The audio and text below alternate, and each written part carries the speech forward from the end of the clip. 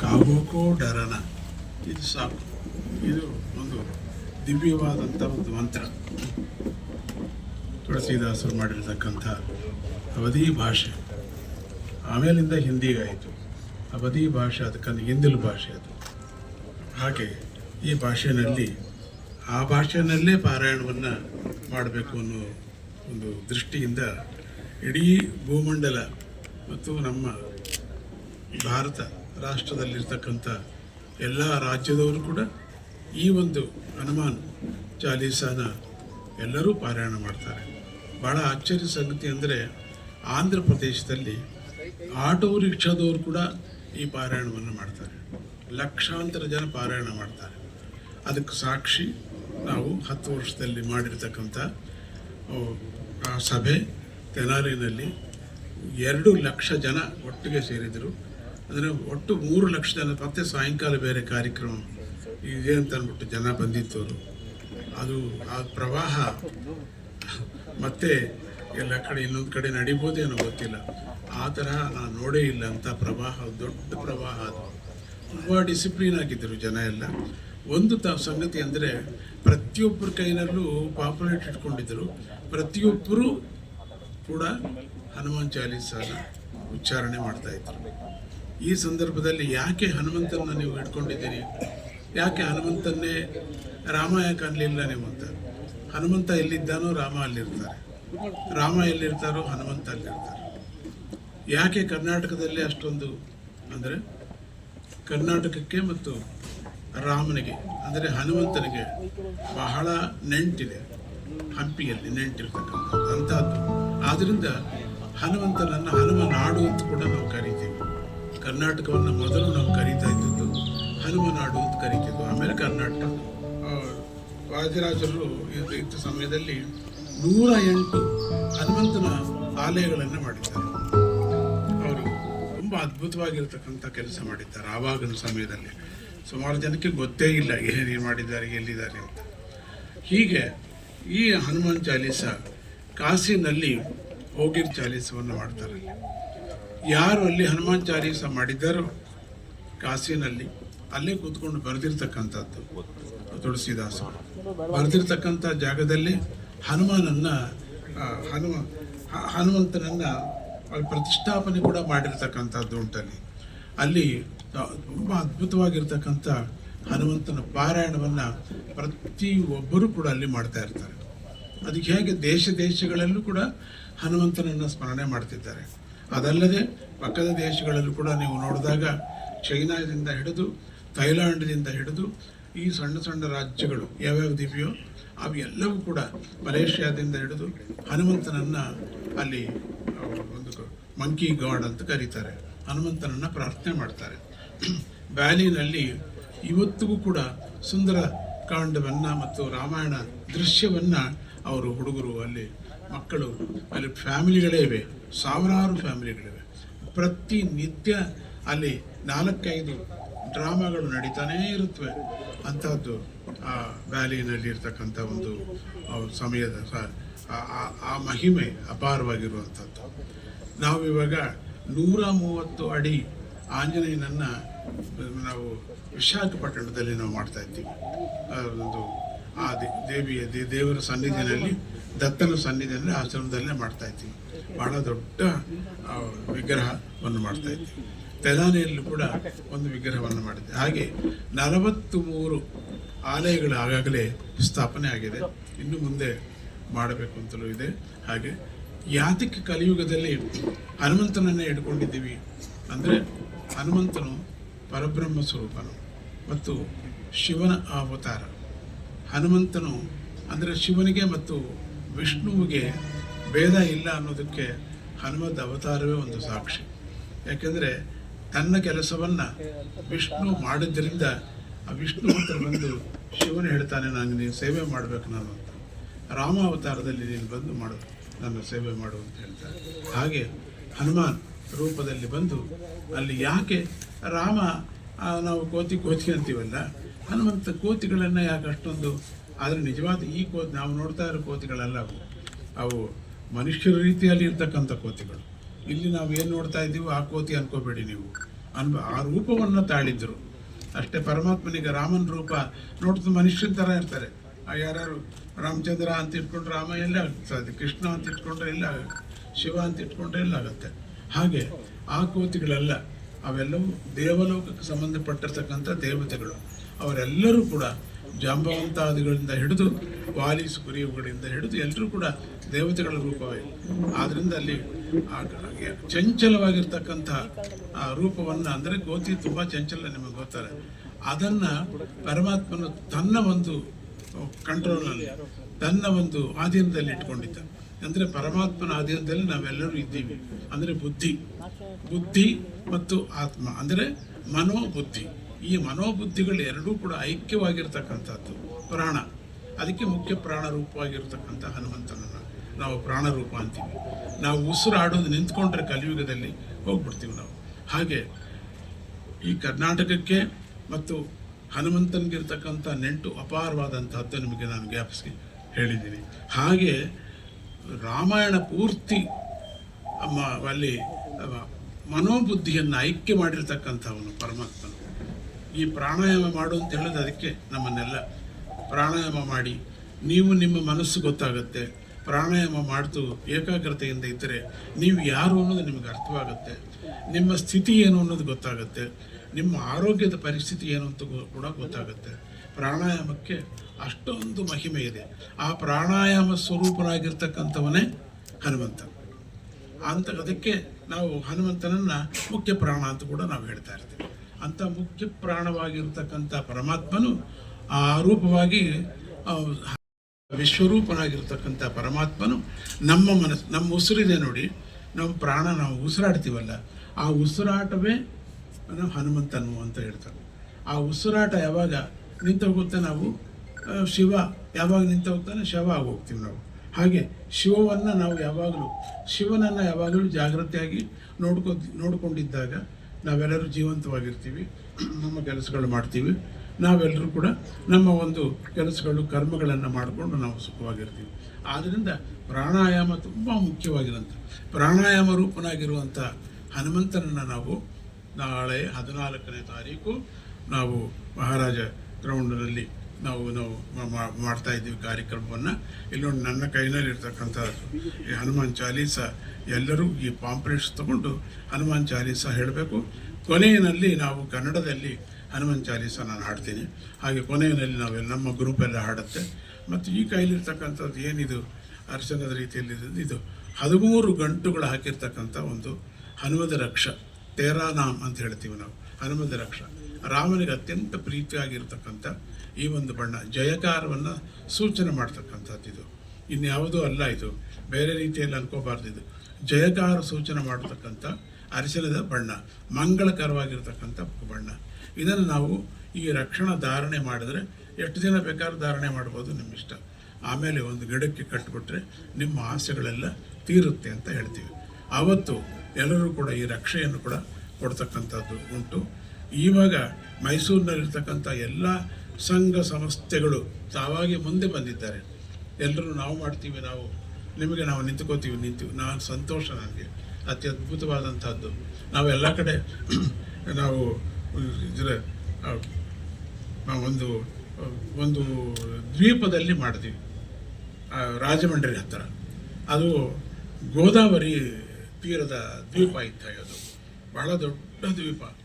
ಅದರಲ್ಲಿ ತುಂಬ ದ್ವೀಪನೇ ಕಾಣ್ತಾ ಇಲ್ಲ, ಅಷ್ಟು ಜನ ಬಂದಿದ್ದರು. ತುಂಬ ಡಿಸಿಪ್ಲಿನಾಗಿ ಹೋದರು. ಆ ಕಾರ್ಯಕ್ರಮ ನಾವು ಮಾಡಿದ್ವಿ. ಹನುಮಾನ್ ಚಾಲೀಸ ಅಂದರೆ ಎಲ್ರಿಗೂ ಸ್ವಾಮೀಜಿ ಹನುಮಾನ್ ಚಾಲೀಸ ಮಾಡ್ತಾರೆ ಹಾಗೆ ಅಂತ ತುಂಬ ಡಿಸಿಪ್ಲಿನಾಗಿ ನಡೆಯುತ್ತೆ ಕಾರ್ಯಕ್ರಮ. ನೀವೆಲ್ಲರೂ ಸಹಕರಿಸಬೇಕು. ಆ ಕಾರ್ಯಕ್ರಮಕ್ಕೆ ಎಲ್ಲರೂ ಬರಬೇಕು. ನಾವು ಕರ್ನಾಟಕದಲ್ಲೇ ಮಾಡುವ ಉದ್ದೇಶ ಹನುಮ ನಾಡು. ಆದ್ದರಿಂದ ಹನುಮಂತನನ್ನು ಜ್ಞಾಪಿಸ್ಕೋತಾ ಇದ್ದೀವಿ ನಾವೆಲ್ಲರೂ. ಅವನ ಕೃಪೆ ಎಲ್ಲರಿಗೂ ಆಗಬೇಕು. ಎಲ್ಲರೂ ವಿದ್ಯಾವಂತರಾಗಬೇಕು, ಶಕ್ತಿವಂತರಾಗಬೇಕು, ಮೊದಲಾಗಿ ಆರೋಗ್ಯವಂತರಾಗಬೇಕು. ಎಲ್ಲರೂ ಕೂಡ ಒಳ್ಳೆಯದಾಗಲಿ ಅನ್ನೋ ಒಂದು ದೃಷ್ಟಿಯಿಂದ ಎಲ್ಲರೂ ಕಾಮ್ಯಗಳನ್ನು ಇಟ್ಕೊಂಡಿರ್ತಕ್ಕಂಥವ್ರು ನಾವೆಲ್ಲ. ಆರ್ಥಾರ್ಥಿಗಳು ಅಂದರೆ ನಮ್ಮ ಆಸೆಗಳನ್ನು ನೂರಾರು ಇರುತ್ತವೆ ಆರ್ಥಾರ್ಥಿಗಳು. ಅಂಥ ಆರ್ಥಾರ್ಥಿಗಳೆಲ್ಲರೂ ಕೂಡ ನಾವು ಮನುಷ್ಯರು ತಾನೆ, 108 ಆಸೆ ಇರುತ್ತವೆ. ಅವೆಲ್ಲವೂ ನೆರವೇರಲಿ. ಇಲ್ಲಾಂದರೆ ಅದನ್ನು ತಡ್ಕೊಳ್ತಕ್ಕಂಥ ಶಕ್ತಿಯನ್ನು ಕೊಡಲಿ ಅಂತ ಸ್ವಾಮಿಯನ್ನು ನಾವು ಬೇಡ್ತಾ ಇದ್ದೀವಿ. ಎಲ್ಲವೂ ಕೂಡ ನೆರವೇರೋದಿಲ್ಲ, ಮನುಷ್ಯನಿಗೆ ತುಂಬ ಫೇಲ್ ಆಗ್ತಾನೇ ಇರುತ್ತವೆ. ಆದರೆ ಶಕ್ತಿ ಬೇಕಲ್ಲ, ತಡ್ಕೊಳ್ತಕ್ಕಂಥ ಶಕ್ತಿ, ಅದನ್ನು ಆ ಕಷ್ಟವನ್ನು ನುಂಗ್ಕೊಳ್ತಕ್ಕಂಥ ಶಕ್ತಿ ಮನುಷ್ಯನಿಗೆ ಬೇಕು. ಅದರಿಂದ ಎಂಥ ಕಷ್ಟಗಳನ್ನು ಬೇಕಾದ್ರೆ ಎದುರಿಸ್ತಾನೆ. ಸದ್ಭಕ್ತರಾಗಿರ್ತಕ್ಕಂಥ ನೀವೆಲ್ಲರೂ ಕೂಡ ನೋಡ್ತಾ ಇದ್ದೀರಿ, ನನ್ನ ನೀವೆಲ್ಲ ನೋಡ್ತಾ ಇದ್ದೀರಿ. ವಿವಿಧ ಚಾನೆಲ್ಗಳಲ್ಲಿ, ಟಿ ವಿಗಳಲ್ಲಿ, ಯೂಟ್ಯೂಬ್ಗಳಲ್ಲಿ ಕೂಡ ನೋಡ್ತಾ ಇದ್ದೀರಿ. ನಾನು ತುಂಬ ಪರಿಚಯ ಆಗಿದೆ ನಿಮ್ಮೆಲ್ಲರೂ ಕೂಡ. ನನ್ನ ವಾಯ್ಸ್ ಕೂಡ ನಿಮಗೆಲ್ಲರಿಗೂ ಪರಿಚಯವಾಗಿದೆ. ತುಂಬ ಸಂತೋಷ. ಸಾಧ್ಯವಾದರೆ ಎಲ್ಲರೂ ಕೂಡ, ಸಾಧ್ಯವೇನೋ ಎಲ್ಲರೂ ಕೂಡ ಬಂದು ಆ ಪಾರಾಯಣಕ್ಕೆ ಸೇರಿಕೊಳ್ಳಿ. ಒಂದು ಪಾರಾಯಣವನ್ನು ಮಾಡಿದ್ರೂ ಕೂಡ ಸಾಕು, ನಿಮಗೆ ನಿಮ್ಮ ಪ್ರಾಣ ಗಟ್ಟಿಯಾಗಿರುತ್ತೆ. ಯಾಕೆ ಸಾಮೂಹಿಕವಾಗಿ ಮಾಡಬೇಕು? ನಾವು ಮನೇಲಿ ಮಾಡ್ಕೊಳಕ್ಕಾಗಲ್ವಾ? ಖಂಡಿತ ಮಾಡ್ಕೋಬೋದು. ಮತ್ತು ಸಾಮೂಹಿಕ ಅಂತಕ್ಕಂಥದ್ದು ಒಂದು ವರ ಕೊಟ್ಟಿದ್ದಾರೆ ಪರಮಾತ್ಮನ ರಾಮಾವತಾರಕ್ಕೆ ಮುಂಚೆ ಕೆಲವರು ಮಾತ್ರ ಹೋಗಿ ಪ್ರಾರ್ಥನೆ ಮಾಡಿದ್ರು. ಆಮೇಲೆ 330 ಕೋಟಿಗಿಂತ 333 ಕೋಟಿ ದೇವತೆಗಳಿಲ್ಲ, 333 ಕೋಟಿ ಗುಣಗಳು ಇರ್ತಕ್ಕಂತಹ ದೇವತೆಗಳು.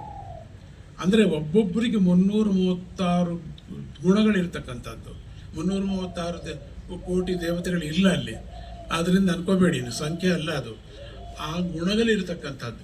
ಎಲ್ಲ ಗುಣಗಳು ಬಂದಲ್ಲಿ ಸೇರಿಕೊಂಡು, ಎಲ್ಲ ಗುಣಗಳು ಬಂದು ಸೇರಿಕೊಂಡಾಗ ರಾಮಾವತಾರ ಕಾಣಿಸ್ತು. ಏನು ಬೇಕು ನಿಮಗೆ? ಆಗ ರಾವಣನಿಂದ ಕಷ್ಟ ಆಗಿದೆ ನಮಗೆ ಅಂತ ಅಂದಾಗ ರಾಮನ ಅವತಾರ ಮಾಡಿಕೊಂಡು ಪಾಪ ಭಗವಂತನು ಮನುಷ್ಯನಾಗಿ ಬಂದು ಮನುಷ್ಯನಾಗಿ ಬಾಳೋದು ಹೇಗೆ ಅಂತ ತೋರಿಸಿದ್ರು.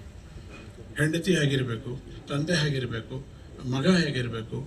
ರಾಮಾಯಣ ನಮಗೆ ಜೀವನದಲ್ಲಿ ನಮ್ಮೊಬ್ಬರಿಗೆ ಬರೀ ಒಂದು ಹಿಂದೂ ದೇಶಕ್ಕೆ ಅಲ್ಲ, ಪ್ರಪಂಚಕ್ಕೆ ಎಲ್ಲದಕ್ಕೂ ಒಂದು ಲೆಸನ್, ಒಂದು ಅಂಥ ಟೀಚಿಂಗ್ ಕೊಡ್ತಾ ಇದೆ ರಾಮಾಯಣ. ಯಾರೂ ಮರೆಯೋಕ್ಕೆ ಆಗೋದಿಲ್ಲ ರಾಮಾಯಣ. ನಿನ್ನೆ ಮೊನ್ನೆ ನಡೀತೇನೋ ರಾಮ ಅವತಾರ ಅನ್ನೋ ರೀತಿ ಇದೆ. ಯಾರು ಇವತ್ತು ಕೇಳಿದ್ರು ಕೂಡ ಡ್ರಾಮಾ ನೋಡಿ, ಸಿನಿಮಾ ನೋಡಿ, ಹರಿಕತೆ ನೋಡಿ, ಹಾಡು ಕೇಳಿ ನಿನ್ನೆ ಮೊನ್ನೆ ನಡೀತೇನೋ ರಾವಣ ಸಂಹಾರ ಅನ್ನೋ ರೀತಿಯಾಗಿದೆ. ಅದೇ ಒಂದು ವಿಶೇಷ ರಾಮಾಯಣಕ್ಕೆ, ಅದೊಂದು ದೊಡ್ಡ ವಿಶೇಷ ಅಂತ ಹೇಳ್ತಾ, ಇನ್ನು ಹೆಚ್ಚಿಗೆ ನಾನು ನಿಮ್ಮೆಲ್ಲರಿಗೂ ಗೊತ್ತಿರ್ತಕ್ಕಂಥದ್ದು ಎಲ್ರಿಗೂ ಪ್ರಸಾದ ಇದೆ. ಹಾಗೆ ಈ ಒಂದು ಪ್ರಸಾದವನ್ನು ಕೊಡುತ್ತೆ. ಮತ್ತು ಚೂರು ಪ್ರಸಾದ ಏನೋ ಒಂದು ಬಾಯಿಗೆ ಹಾಕೋಬೇಕಲ್ವ ಎಲ್ಲರೂ ಕೂಡ.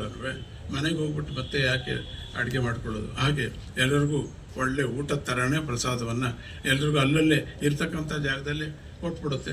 ಹಾಗೆ ನೀವು ಹೋಗ್ತಾ ನಿಮ್ಮ ಕಾರಲ್ಲಿ, ನಿಮ್ಮ ಬಸ್ಸಲ್ಲಿ ತಿನ್ಕೊಂಡು ಹೋಗ್ಬೋದು. ಮನೆಯೊಳಗೆ ತಿನ್ನಬೇಕಾಗೇ ಇಲ್ಲ. ಅಂಥ ಪ್ರಸಾದವನ್ನು, ಸ್ವಾಮಿಗೆ ನೈವೇದ್ಯ ಇಟ್ಟದ ಪ್ರಸಾದವನ್ನು ನಿಮಗೆ ಅವತ್ತು ಕೊಡುತ್ತೆ. ಮತ್ತು ಸಾಯಂಕಾಲ ಮತ್ತೆ ಒಂದು ಸೆಷನ್ ಇದೆ, ದಿವ್ಯನಾಮ ಸಂಕೀರ್ತನ, ಕನ್ನಡದ ದಿವ್ಯನಾಮ ಸಂಕೀರ್ತನ. ಎಲ್ಲವೂ ಹನುಮಂತನ ಮೇಲೆ ರಚನೆ ಆಗಿರ್ತಕ್ಕಂಥದ್ದು. ಮಕ್ಕಳು ಸ್ವಾಮೀಜಿ ಕೂತ್ಕೊಂಡು ಹಾಡ್ತಾರೆ. ನೀವೆಲ್ಲರೂ ಕೂಡ ಬಂದು ಆ ಸಂಕೀರ್ತನೆ ಕೂಡ ನೀವೆಲ್ಲರೂ ಕೂಡ ಇರಬೇಕು ಅಂತ ಹೇಳ್ತಾ, ಈ ಯಾರ್ಯಾರು ಇದಕ್ಕೆ ಸಹಕಾರ ಮಾಡ್ತಿದ್ದೀರೋ, ಬರವಣಿಗೆ ರೂಪದಲ್ಲಾಗಲಿ, ದೃಶ್ಯ ರೂಪದಲ್ಲಾಗಲಿ, ಮತ್ತು ಹಣದ ರೂಪದಲ್ಲಾಗಲಿ, ಶಾರೀರಿಕ ರೂಪದಲ್ಲಾಗಲಿ ವಾಲಂಟಿಯರ್ಸು, ಆ ಎಲ್ಲರಿಗೂ ಕೂಡ ಹನುಮಂತನು ಆಶೀರ್ವಾದ ಮಾಡಲಿ ಅಂತ ಹೇಳ್ತಾ, ಜೈ ವೀರ ಹನುಮಾನಿಗೆ, ರಾಮ ಲಕ್ಷ್ಮಣ ಜಾನಕಿ, ಹನುಮಾನಕಿ, ರಾಮ ಲಕ್ಷ್ಮಣ ಜಾನಕಿ. ನೋಡಿ, ನಾವು ಎಂಥ ಒಂದು ಕಾರ್ಯಕ್ರಮ ಮಾಡ್ತಾ ಇದ್ದೀವಿ ಅಂದರೆ, ನೋಡಿ, ನಮ್ಮ ಆಶ್ರಮದಲ್ಲಿ ಹಕ್ಕಿಗಳನ್ನು ಬೆಳೆಸ್ತಾ ಇದ್ದೀವಿ. ಬೆಳೆಸ್ತಾ ನನ್ನ ಹತ್ರ ಇವೆ ಅದು. ನೋಡಿ, ಆ ಮಗು ಇದು ಹಿಡ್ಕೋಬೇಕು, ಡಿ ವಿ ಹಿಡ್ಕೊಂಡು.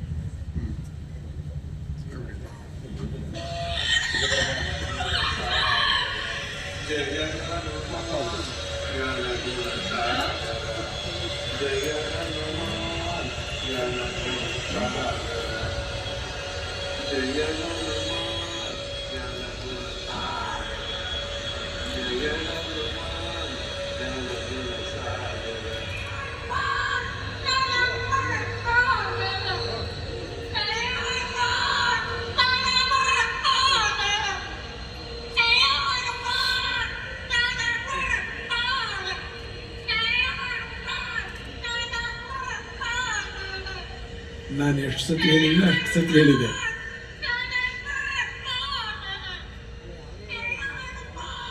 ಈ ಎಲ್ಲ ಹಕ್ಕಿಗಳು ಬೇರೆ ಬೇರೆ ರೀತಿಯಲ್ಲಿ ಹಾಡುತ್ತವೆ.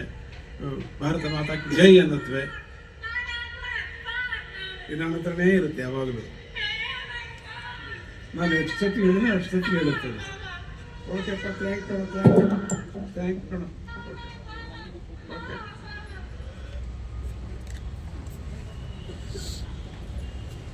ಸೊ ಹಾಗೆ ಹನುಮಂತನನ್ನು ಪ್ರತಿಯೊಬ್ಬರೂ ಧ್ಯಾನ ಮಾಡಲೇಬೇಕು. ಯಾಕೆ ನಮ್ಮ ಪ್ರಾಣ ಪ್ರತ್ಯಕ್ಷ ರೂಪ ಯಾವುದು ಅಂದರೆ ಪ್ರಾಣ.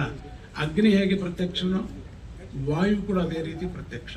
ಹಾಗೆ ಜಲ, ಅದಕ್ಕೆ ನಾವು ಜಲದ ಹತ್ರ ಹೋದಾಗ ನಾವು ಆರತಿ ಮಾಡೋದು, ಜಲಕ್ಕೆ ಪೂಜೆ, ಪಂಚಭೂತಗಳಿಗೆ ಪೂಜೆ ಮಾಡ್ತಕ್ಕಂಥ ಪದ್ಧತಿ ನಮ್ಮದು. ಅಲ್ಲಿ ಅದರಿಂದ ತಾನು ನಾವು ಹುಟ್ಟಿದ್ದು, ಅದು ಇರುವುದಕ್ಕೆ ತಾನು ನಾವು ಇರೋದು. ಅದಕ್ಕೆ ಪಂಚಭೂತಗಳಿಗೆ ನಾವು ತುಂಬ ಮರ್ಯಾದೆ ಕೊಡಬೇಕು. ನಂಬಿಕೆಯಿಂದ ಆ ಪೂಜೆ ಮಾಡಿದ್ರು ಸಾಲದು, ನಂಬಿಕೆಯಿಂದ ಅದನ್ನು ಅನುಸರಿಸ್ಬೇಕು ನಾವು. ಹಾಗೆ ಅಗ್ನಿ ಹೇಗೆ ಕಣ್ಣಿಗೆ ಕಾಣಿಸ್ತಾನೋ ಹಾಗೆ ವಾಯುವು ಕೂಡ ಅದೇ ರೀತಿಯಾದ, ನಮಗೆ ಜಲವೂ ಅದೇ ರೀತಿಯಾದ. ಮತ್ತು ಈ ಭಾರತ ಭೂಮಿ ನೋಡಿ, ಯಾತಕ್ಕೆ ಈ ಭಾರತ ಭೂಮಿಲಿ ಹುಟ್ಟಬೇಕು ಅಂತಾರೆ ಭಾರತದೇಶದವರೆಲ್ಲ. ಇಲ್ಲಿ ಹುಟ್ಟಿದ್ರೆ ಸಾಕು ಅಂತೀವಿ. ಆದರೆ ಭಾರತದವರೆಲ್ಲ ಏನು ಮಾಡ್ತಾ ಇದ್ದೀವಿ, ಅಮೆರಿಕಕ್ಕೆ ಹೋದರೆ ಸಾಕಪ್ಪ ಅಂತಿದ್ದೀವಿ. ಈಗ ಅನ್ನೋಲ್ಲ ಬಿಡಿ, ಈಗ ಚೇಂಜ್ ಆಗೋಯ್ತು.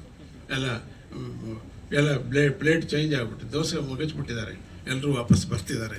ಹಾಗೆ ನಮ್ಮ ದೇಶವೇ ನಮಗೆ ಇದು ಜನ್ಮಭೂಮಿ. ನಮಗೆ ಆ ಜನ್ಮಭೂಮಿಯಲ್ಲಿ ನಾವು ಹುಟ್ಟಿದ್ದೀವಿ, ಇಲ್ಲೇ ಬೆಳೆಯೋದು, ಇಲ್ಲೇ ಹೋಗಬೇಕು, ಮತ್ತೆ ಇಲ್ಲಿ ಹುಟ್ಟಬೇಕು. ನಮಗೆ ಯಾಕೆ ಬೇರೆ ದೇಶ ಬೇಕಿಲ್ಲ, ನಮಗೆ ಈ ಪರದೇಶ ಬೇಡ, ನಮಗೆ ನಮ್ಮ ದೇಶವೇ ನಮಗೆ ಅಂತ ಹೇಳ್ತಾ, ಜೈ ವೀರ ಹನುಮಾನಿಕೆ. ಆ ಗಂಗಾ ನದಿಯ ಜಲವನ್ನು ತರಿಸಿ ಸಂಜೆ ಯಾರ ಕಾರ್ಯಕ್ರಮಕ್ಕೆ ಬರೋರಿಗೆಲ್ರಿಗೂ ಪ್ರೋಕ್ಷಣೆ ಮಾಡಲಾಗತ್ತೆ. ಹಾಗೂ ಆಶ್ರಮದಲ್ಲಿರುವ ರುದ್ರಾಕ್ಷಿ ವನದಲ್ಲಿ ಬೆಳೆದಿರೋ ರುದ್ರಾಕ್ಷಿಗಳನ್ನು ಸಂಜೆ ಬಂದವರಿಗೆ ಪ್ರಸಾದವಾಗಿ ಒಬ್ಬೊಬ್ರಿಗೆ ಒಂದೊಂದು ರುದ್ರಾಕ್ಷಿಯನ್ನು ಕೂಡ ಮಾಡಲಾಗತ್ತೆ. ಈ ಹನುಮಾನ್ ಚಾಲಿಸ ಕಾರ್ಯಕ್ರಮಕ್ಕೆ ಮೈಸೂರಿನ ಅನೇಕ ನಾಯಕರು, ಗಣ್ಯರು, ಸಂಘ ಸಂಸ್ಥೆಗಳು ಮುಂದೆ ನಿಂತು ಸಹಕಾರವನ್ನು ಮಾಡ್ತಾ ಇದೆ. ಅದೆಲ್ಲದಕ್ಕೂ ಕೂಡ ಅವಧೂತ ದತ್ತಪೀಠ ತುಂಬ ಸಂತೋಷಪಟ್ಟು, ಸ್ವಾಮೀಜಿಯವರು ಕೂಡ ಅದನ್ನು ವಿಷಯ ತಿಳಿದು ಅನುಗ್ರಹಿಸಿ ಸಂತೋಷಪಡಿಸಿದ್ದಾರೆ. ಎಚ್ ವಿ ರಾಜೀವ್ ಅವರು ಇಲ್ಲೇ ಇದ್ದಾರೆ, ರಾಮಚಂದ್ರ ಗೌಡರಿದ್ದಾರೆ, ಅನೇಕ ಸಂಘ ಸಂಸ್ಥೆಗಳವರು ಕೂಡ ಇಲ್ಲಿ ಬಂದು ನಮ್ಮ ಜೊತೆ ಕೈ ಜೋಡಿಸಿ ಅವರು ಕೂಡ ಹನುಮಂತನ ಸೇವಕರಾಗಿ ಈ ಕಾರ್ಯಕ್ರಮದಲ್ಲಿ ಪಾಲ್ಗೊಳ್ತಿರೋದು ತುಂಬ ಸಂತೋಷದ ಸಂಗತಿ. ಪಾತ್ರಿಕೆಯ ಮಿತ್ರರೆಲ್ಲರೂ ಇವತ್ತು ಇಷ್ಟು ದೊಡ್ಡ ಸಂಖ್ಯೆಯಲ್ಲಿ ಬಂದಿರೋದು ಅತೀವ ಸಂತೋಷವಾಗಿದೆ.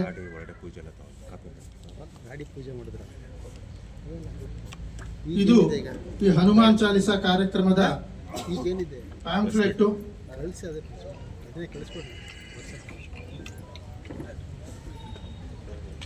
ಇದನ್ನ ಒಮ್ಮೆ ಹಿಡ್ಕೋತಾರೆ. ಒಂದು ಮತ್ತು ಕೆಳಗಡೆ ಇರ್ತಕ್ಕಂಥ ಐರಾವಣ ಮೈರಾವಣ ಅಂತ ಹೇಳ್ತೀವಿ. ಮೈರಾವಣ ಸಂಹಾರ ಮಾಡಿದಾಗ ಕೂಡ ಪಂಚಪ್ರಾಣ ರೂಪವಾಗಿರ್ತಕ್ಕಂಥ ರಾವಣ ಸಂಹಾರ ಮಾಡಿದಾಗ ಪಂಚಮುಖ ಆಂಜನೇಯ ರೂಪನಲ್ಲಿ ಪಾತಾಳದಲ್ಲಿ ಹೋಗಿ ಸಂಹಾರ ಮಾಡಿದ್ರು. ಅದಕ್ಕೆ ಇಲ್ಲಿ 3 ರೀತಿಯಲ್ಲಿ ಇರ್ತಕ್ಕಂಥ ಆಲಯವನ್ನು ನಾವಿಲ್ಲಿ ಮೈಸೂರಿನಲ್ಲಿ ದತ್ತಪೀಠ ಆಶ್ರಮದಲ್ಲಿ ನೀವು ಕಾಣಬಹುದು. ಅಂಥ ಅದ್ಭುತವಾಗಿರುವಂಥ ಈ ಹನುಮಂತನನ್ನು ಪ್ರತಿಯೊಬ್ಬರು ಮುಂದಿನ ಬ್ರಹ್ಮ ಆಗುವಂಥವರು. ಅದಕ್ಕಾಗಿ ಹನುಮಂತನನ್ನು ನಾವೆಲ್ಲ ಹಿಡ್ಕೊಂಡಿದ್ದು ಕಾರಣ ಏನಂದರೆ, ಬೆಳಗ್ಗೆ 9 ಗಂಟೆಗೆ ಸಂಪೂರ್ಣ ಹನುಮಾನ್ ಚಾಲಿಸ ಪಾರಾಯಣ ಮಹಾಯಜ್ಞವನ್ನು ಶ್ರೀ ಸ್ವಾಮೀಜಿಯವರು ಮಾಡಿಸ್ತಾ ಇದ್ದಾರೆ. ವಿಶೇಷ ಏನು ಅಂದರೆ, ತುಳಸಿದಾಸರು ಅವಧಿ ಭಾಷೆಯಲ್ಲಿ ಬರೆದಿದ್ರಲ್ಲ, ಅದನ್ನು ಕನ್ನಡದಲ್ಲಿ ಸ್ವಾಮೀಜಿ ರಚನೆ ಮಾಡಿ ಅದನ್ನು ಕೂಡ ಅವತ್ತು ಹಾಡಿಸ್ತಾರೆ. ಆ ಶ್ಲೋಕದರ್ಥ ಸುಲಲಿತವಾದ ಅರ್ಥವಾಗುವಂತಹ ಕನ್ನಡದಲ್ಲಿ ಭಕ್ತರು ಅರ್ಥ ಮಾಡಿಕೊಂಡು ಪಾರಾಯಣ ಮಾಡೋ ರೀತಿಯಲ್ಲಿ ಬೀಜ ಮಂತ್ರಗಳು ಉಪನ್ಯಾಸ ಅದರಲ್ಲಾಗಿದೆ. ಅದರ ಸಂಯುಕ್ತವಾದಂತಹ ಕನ್ನಡ ಹನುಮಾನ್ ಚಾಲಿಸ ಪಾರಾಯಣ ಕೂಡ ಅವತ್ತು ಪಾರಾಯಣವಾಗತ್ತೆ. ಸಂಜೆ ಮಾರನೇ ದಿನ ಶಿವರಾತ್ರಿ ಪ್ರತೀಕವಾಗಿ 5 ಗಂಟೆಗೆ ಗಿರಿಜಾ ಕಲ್ಯಾಣ ಉತ್ಸವ ಅದೇ ವೇದಿಕೆಯಲ್ಲಿ ನಡೆದು, ಅದಾದ ಮೇಲೆ ಪೂಜ್ಯ ಸ್ವಾಮೀಜಿಯವರು 6 ಗಂಟೆಯಿಂದ 7:30ವರೆಗೆ ಹನುಮಂತನ ಭಜನೆಗಳು, ಶಿವನ ಭಜನೆಗಳು ಶಿವರಾತ್ರಿ ಪ್ರಯುಕ್ತವಾಗಿ ಇವೆರಡನ್ನು ಅದೇ ವೇದಿಕೆಯಲ್ಲಿ ಮಾಡ್ತಾರೆ. ಬರೋ ಆಸನದ ವ್ಯವಸ್ಥೆ ಕಾರ್ಯಕ್ರಮವನ್ನು ಇದೇ 14ನೇ ತಾರೀಕು ಹಮ್ಮಿಕೊಳ್ಳಲಾಗಿದೆ. ಮೈಸೂರು ನಗರದ ಎಲ್ಲ ಹನುಮ ಭಕ್ತರು, ಎಲ್ಲ ಹಿಂದೂಗಳು, ಸಮಸ್ತರು ಆ ಕಾರ್ಯಕ್ರಮದಲ್ಲಿ ಪಾಲ್ಗೊಂಡು ಅದನ್ನು ಯಶಸ್ವಿ ಮಾಡೋ ಜೊತೆಗೆ ದೇಶದ ಒಳಗೆ ಮತ್ತು ಹೊರದೇಶದಿಂದನೂ ಕೂಡ ಆ ಹನುಮಾನ್ ಚಾಲಿಸ್ ಮುಖಾಂತರ ತಮ್ಮ ಮುಕ್ತಿಯನ್ನು ಪಡೀಲಿಕ್ಕೆ ಸಹಸ್ರಾರು ಜನರು ಆಗಮಿಸ್ತಾ ಇದ್ದಾರೆ. ಇದು ಮೈಸೂರು ನಗರದ ಕಾರ್ಯಕ್ರಮ. ನಾವೆಲ್ಲರೂ ಕೂಡ ನಮ್ಮ ಜವಾಬ್ದಾರಿಗಳನ್ನ ಇಟ್ಕೊಂಡು ಪರಿಪೂರ್ಣ ಸೇವೆಯನ್ನ ಮಾಡೋಕ್ಕೆ ನಾವೆಲ್ಲ ಸಜ್ಜಾಗೋಣ ಅನ್ನುವಂಥ ಶ್ರೀಗಳವರ ಆಶೀರ್ವಾದ ಪಡಿತಾ ಆ ಸೇವೆಯನ್ನ ಮಾಡಲಿಕ್ಕೆ ನಾವೆಲ್ಲರೂ ಹೆಜ್ಜೆ ಹಾಕ್ತಾ ಇದ್ದೀವಿ. ಎಲ್ಲರೂ ಬರಬೇಕು ಅನ್ನುವಂಥ ಮತ್ತೊಮ್ಮೆ ಕಳಕಳಿಯ ಮನವಿಯನ್ನ ಮಾಡ್ತಾ ಇದ್ದೀವಿ. 14 ಫೆಬ್ರವರಿ 2026 ಶನಿವಾರದಂದು ಬೆಳಿಗ್ಗೆ 9 ಗಂಟೆಗೆ ಪ್ರಾರಂಭ. ಆಹ್ವಾನ ಪತ್ರಿಕೆ. ಸಾಮೂಹಿಕ ಪಾರಾಯಣಕ್ಕೆ ಭಕ್ತರೆಲ್ಲರೂ ಭಾಗವಹಿಸಿ ಅನಂತ ಫಲವನ್ನು ಪಡೆಯಿರಿ. ಸಂಜೆ 5 ಗಂಟೆಗೆ ಗಿರಿಜಾ ಕಲ್ಯಾಣ, 6 ಗಂಟೆಗೆ ಪೂಜ್ಯ ಸ್ವಾಮೀಜಿಯವರ ದಿವ್ಯನಾಮ ಸಂಕೀರ್ತನೆ.